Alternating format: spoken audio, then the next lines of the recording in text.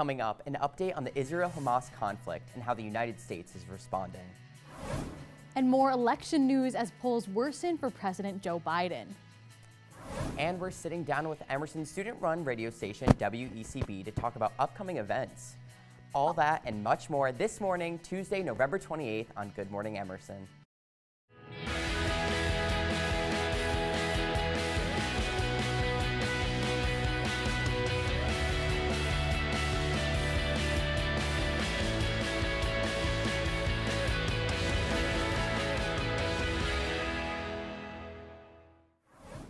Good morning, Emerson. I'm Drew Mitchell. I'm Katie Delaney.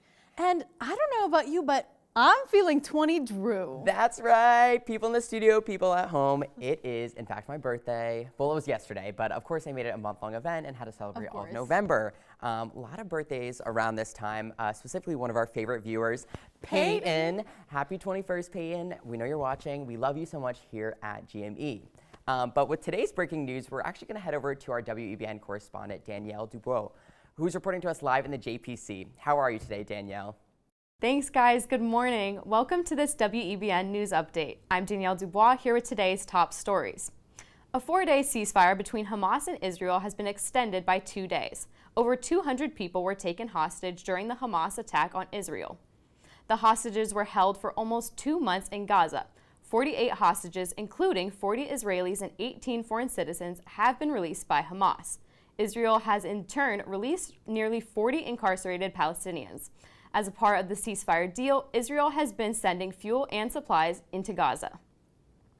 3 Palestinian college students were severely injured following a shooting this weekend in Vermont. The Burlington police have not yet determined if it was a hate crime. Certainly is an act that we must find hateful, that we abhor as a community, as a people. But whether or not we can cross the legal threshold in order to determine that it is a hate crime is a different matter. Jason Eaton was arrested on Sunday and charged with 3 counts of attempted murder. The 48-year-old pleaded not guilty on Monday. The 3 students remain hospitalized in the intensive care unit. In local news, multiple acts of vandalism occurred Sunday night in Boston. Many windows were smashed and graves were broken overnight. Boston police said that 8 locations were vandalized. This includes tombstones at the King's Chapel Burying Ground and the Granary Burying Ground. Paul Revere's tombstone and the New England Holocaust Memorial were also vandalized. 46-year-old Lawrence Hawkins has been arrested and charged on multiple counts of destruction. In more Boston news, the MBTA Green Line is once again under construction. The Green Line closures began on Monday and are planned through the end of the year. The MBTA is working on eliminating slow zones. They will work on rails, tunnels, signals, and switches. All downtown Boston stops are affected by the temporary closure. Service between North Station and Kenmore will be shut down. Shuttle buses will be available between Copley and Kenmore. That's all for today's WEBN News Update. Hey guys, have you been affected by the Green Line shutdown? Oh, I sure have, Danielle. I'm a daily Green Line rider, so it's been a bit tricky. I basically am taking the train and then moving to a shuttle bus and then walking or taking the Orange Line. It's been a lot so far, but I got here on time this morning. And that's all that matters. That was a Katie, miracle. I can't imagine with it getting colder, like it's just going to be, that's so much harder. So I hope this kind of gets resolved very quickly. Hopefully this week, after this week, it'll be okay, but still, that's ridiculous. It's a bit tough. It's definitely. Are you okay, Danielle? Are you surviving the closures? I'm surviving it. It's definitely not going to be very great with this temperature continuously dropping. Exactly. And good luck to you and to us all. Yeah, of course. Thanks so much. Our weather correspondent, Caroline Reese, is live on the Boston Common with a weather update. What's up, Caroline? Hey, you guys. Also, happy belated birthday, Drew. Feeling 20, Drew. I love it. Also, yeah, the Green Line. We are right outside of it, and boy, it is tough out here. But the good news is, are we officially in Christmas mode? You know, we're past Thanksgiving. I'll tell you what, the weather certainly is. You know, it is puffer jacket season for sure getting out the door this morning. Starting in those Thursday 30s, gonna move to 38 by midday. Definitely grab a hat, grab those gloves. It's a cold one, you guys. You're gonna wanna bundle up. Looking at tomorrow into Thursday, we are going to see some sun though to break up that crisp cold air. Also be mindful of the wind. It's gonna start picking up, you know. Not gonna see many of those 60-degree pop-up days like we usually saw a couple weeks ago. But tracking the weekend ahead, Friday we are going to see some scattered showers in the evening, but Saturday and Sunday are looking dry, breezy, and bright. So perfect days to get out early in the season to the SOA holiday market, or you can even go to Snowport. Perfect days really to bundle up, see that sun in the air. It'll feel a lot warmer. But we'll send you over to Drew and Katie now. What do you guys think of this weather? Are you fans of the cold, or do you desperately want to be on a beach like me? Caroline, I am all with the beach mode. Yeah, I took out my puffer today, and it was a little sad of a walk to school. I'm not gonna lie. It's the wind chill though. I agree. It's that like hard-hitting wind that really gets to you. And Boston's a real windy city, and I've been doing okay so far. It definitely could be a lot worse, and it hasn't snowed yet, so I'll count my blessings where I can get them. I'm waiting for those 50s this weekend. I'll take that over anything right now. So, but thanks so much. That snow is coming. Let me tell you, it's on its way. Well, yeah. We're bracing for it, don't worry. Thanks so much, Caroline. And in local news, President Joe Biden mixed business with pleasure during his visit to the picturesque Massachusetts island of Nantucket on Friday. While much of the day was dedicated to national security briefings, the president later engaged in traditional Biden family Thanksgiving festivities. The president was accompanied by First Lady Jill Biden and daughter Ashley. The trio spent much of the day shopping at local boutiques. Throughout the outing, the First family was met with cheers from onlookers, shouts of happy birthday, and people eager to take photos of the family. The day culminated in Nantucket's annual Christmas tree lighting ceremony, where the Bidens, along with the rest of the community, led the countdown to light the town tree. And some holiday happenings. Winter ice skating is back at the Boston Common Frog Pond. The annual activity allows residents and tourists alike to skate around the Frog Pond with beautiful views of the Common and the Boston city skyline. Access to the ice costs $15 for adults and $10 for children. You can join in on the icy fun this holiday season with the skating rink's official hours posted on the Frog Pond website. Now, Drew, are you planning on doing any ice skating? Well, Katie, it's funny. I'm watching all the clips of the people like joyfully ice skating. We both agreed ice skating is not our forte. That is not our winter activity. I love the aesthetic of it. It looks so wonderful, but it's hard. we'd be falling on our faces. Yeah, you're cold. I'd rather be inside, cozied up, maybe some hot chocolate, watching a couple movies. Maybe with a Hunger Games marathon. Hunger Games marathon, of course, because we love the Hunger Games here. All right, we're going to go to a quick commercial break, but we'll be right back.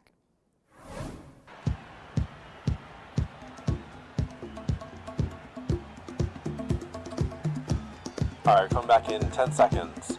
Ready, camera one. Camera one, get a wide shot of the entire thing, and in 3, 2, 1, take talent cue. Welcome back to Emerson College. Emerson Camera trails 4, get a shot of the players coming across the court. 10 seconds left. Emerson trails by 1 point. As Camera 2, close upon the person shooting. Thanks, Joe. With 10 seconds left, Emerson is hoping to pull away and score this big one. Camera 1, gonna close the follow them over. Emerson trails WPI 10 points. 10 seconds left. Emerson trails by 1 point as the team finishes their timeout. Camera 1, close up on number 33.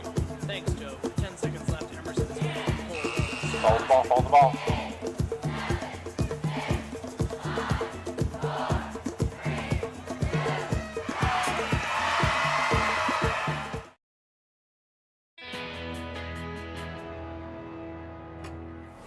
Welcome back to Good Morning Emerson. And so one of the big things going on, obviously we're still getting ready for the 2024 presidential election. It's coming and up. Many other elections. Yeah. Right now we got Trump, who's really leading among the Republicans. Everyone else is falling pretty far behind. And he might be getting close to being neck and neck with Biden. I know, I'm seeing that. It looks like a close race. I keep seeing it back and forth. Yeah, I can't believe it's coming up this quickly, so. We're getting there. All right, so with more election updates and news on polling from this weekend, our politics correspondent Meg Richards has the latest. Meg? Thanks, Drew. As the 2024 election ramps up, the polls are getting worse for President Joe Biden. At the beginning of the month, former President Donald Trump showed higher favorability in 4 of the 6 swing states that Biden would need to maintain his seat in the White House. Trump's vote share is higher in the national polls than it was at any point last year, according to Politico. Trump is currently 5 points higher in Arizona and 8 points higher in Michigan, 2 states that Biden won in 2020. This week's NBC News poll points to the culprit. young voters. They are showing more favorability towards Trump than Biden, up to 46%. These numbers could be due to polling bias, with younger voters more reluctant to pick up the phone to answer predictive polling questions. But it could also be an indicator that Biden is losing young people's votes. And a bid with federal appeals court to hold President Donald Trump accountable for the January 6th riots continues to stall. 3 lawsuits brought on by Capitol Police and Congress members are approaching 1 year without ruling since being argued last December.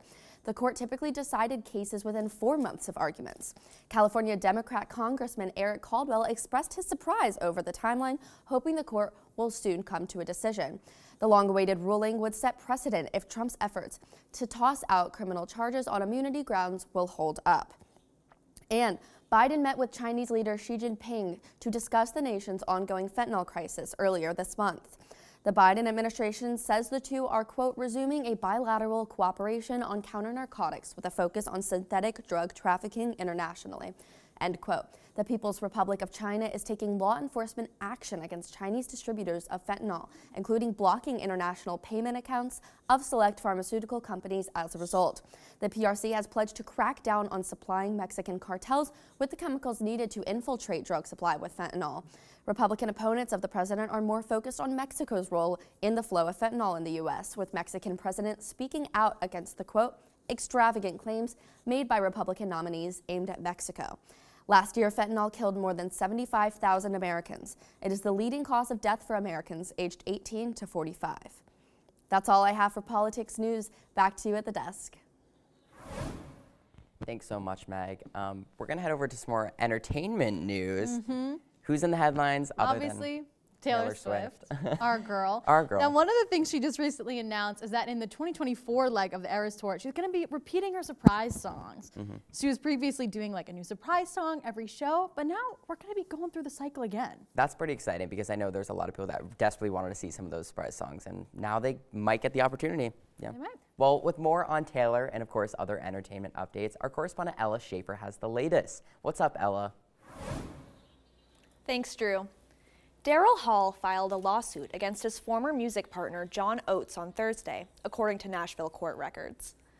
The pair are notorious for their rock duo act known as Hall & Oates, which garnered huge success in the 1980s with hits such as Man Eater and You Make My Dreams Come True. The lawsuit is listed as a contract debt dispute created by Hall to prevent Oates from selling his shares of a joint business venture to a third party. Hall claims that Oates' decision to sell his shares is, quote, unauthorized and void, as well as a breach of contract. Hall also motioned for a temporary restraining order against Oates, which will take effect on November 30th. Comedic actress Tiffany Haddish was arrested on Friday morning for an alleged DUI, according to the Beverly Hills Police Department. Prior to the incident, Haddish was performing at the Laugh Factory in West Hollywood on Thursday for their 43rd annual free Thanksgiving feast. The actress was then found asleep the next morning in her car while it was still running, which witnesses say was stopped in the middle of the road. This is Haddish's second arrest for a DUI, as she was taken into custody in January of 2022 for falling asleep at the wheel. Haddish pledged in an interview with ET's Kevin Frazier that, quote, this will never happen again. And Brazilian officials are investigating the company that organized Taylor Swift's shows in Rio de Janeiro after a fan died. Last week, Brazilian company Time for Fun confirmed the death of 23-year-old Ana Clara Benavides Machado at Swift's performance in the city on November 20th. The cause of death has not been announced, but many speculate that extreme heat and lack of water in the venue was to blame. Company CEO Seraphim Abreu released an apology to fans who did not have the best possible experience. That's all the entertainment news I have for today. Back to you at the desk. Thanks, Ella. We're going to take a quick commercial break. Don't go anywhere.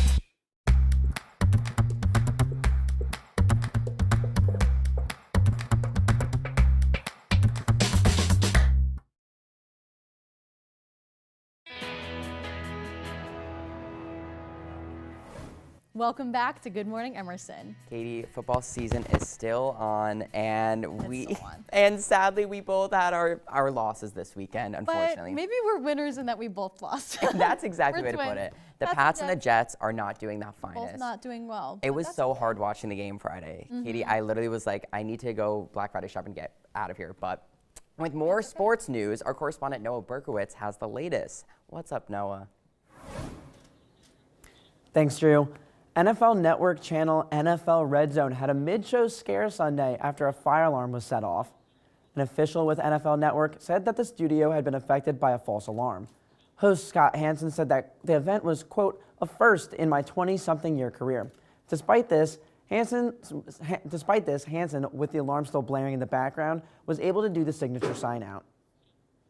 In college football news, newcomers of the FBS, James Madison and Jacksonville State, will both be playing in bowl games due to a shortage of eligible teams. The schools who are in the midst of fully transitioning to the FBS would not have been fully eligible for bowl play if they were enough six-wins teams. The rule has come into question as of late, especially because of how strong the JMU Dukes have been this season, standing at an impressive 11-1. JMU has had 2 appeals for bowl eligibility rejected by the NCAA twice this year, and at one point threatened legal action. 5-win Minnesota will also play in a bowl game because of the lack of 6-win programs. And Carolina Panthers head coach Frank Reich has been fired. Following a 1-10 start to the season, Reich has been ousted before completing a single year leading the team. Reich is the 3rd head coach owner David Tepper has fired since taking over the team. The Panthers had developmental hopes heading into this year, in large part due to first overall draft pick Bryce Young at quarterback.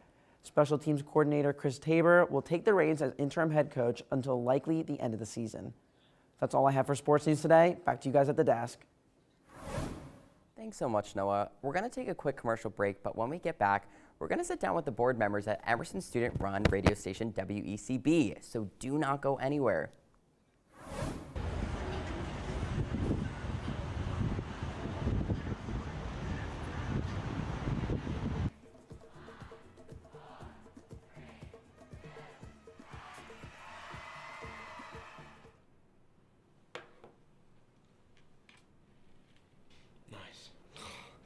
Jeez, that's real super. Had a nitwit like you get so tasteful. I can't believe Lance prefers Brad's commercial to mine. Let's see NBS's commercial.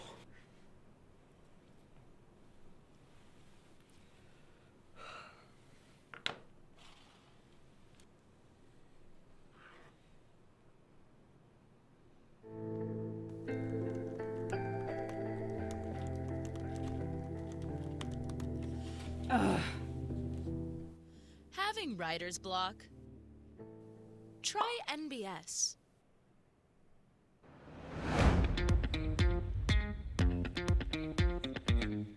All right, everyone, put those scripts away. We're going up with scene convention canceled in 5. And action. It was you all along! No. I didn't kill the boy. Cut. Struggling with delivery? Try NBS. It was you all along! It wasn't me. I... Cut. Everybody hold. Lighting. What's going on?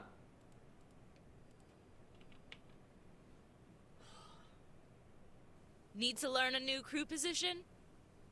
Try NBS.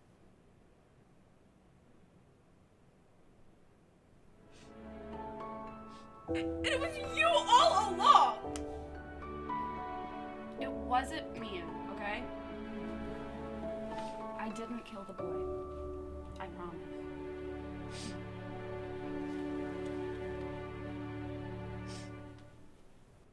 Look at the subtle promotions. Tasteful cuts. Oh my gosh. It even fades to black. Are you okay there, Zach? Yeah. Yeah. Cut.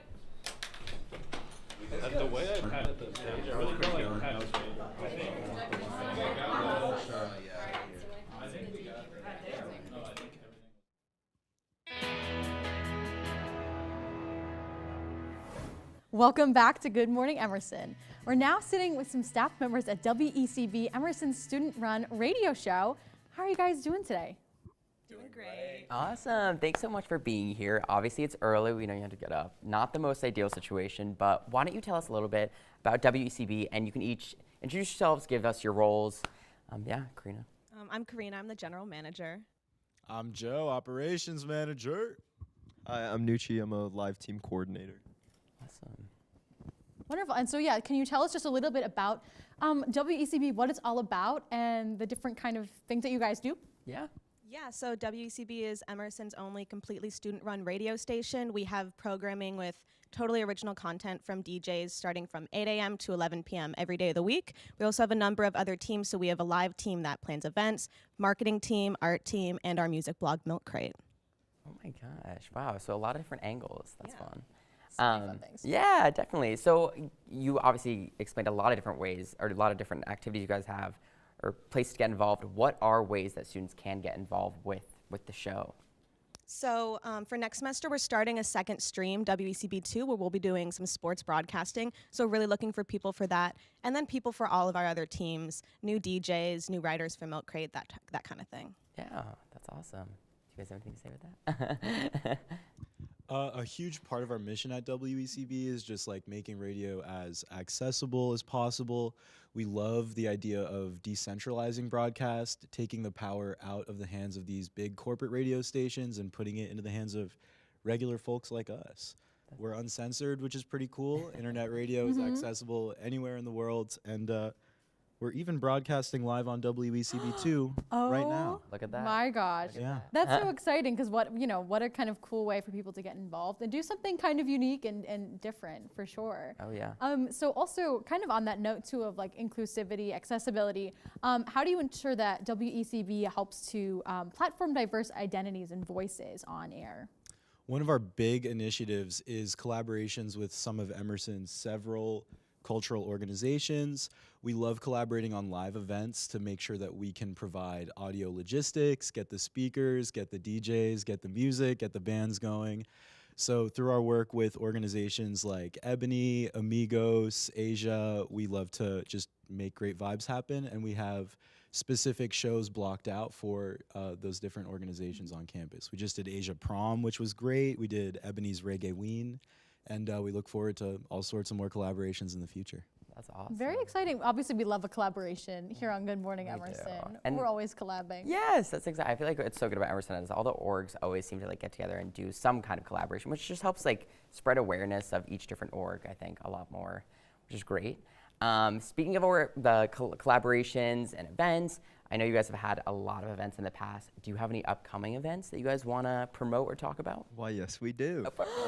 Let's go. Specifically, a collaboration tomorrow in the Billboardy with EGC, Emerson Green Collective. We're doing a show at 7 p.m. in the Billboardy. We're going to have some vegan food and some music, and it's going to be a great time. And then December 4th, we have our Milk Crate launch for the mag, and that's going to be in the Judy with some more live music and catered by Raising Cane's. So oh my god. That's a really that extra is good incentive. That's a for great that. collab, actually. That sounds absolutely so exciting. And wishing you guys the best on the event tomorrow. That's awesome. Yeah. Do you guys have anything else you want to say or promote? You're listening to WECB, the underground sound of Emerson College. Yeah. Yes! A real radio host voice. Fabulous. Well, that's all we have for you. Thanks so much again, guys, for being here. Again, I'm Drew Mitchell. And I'm Katie Delaney. Thanks for waking up with us.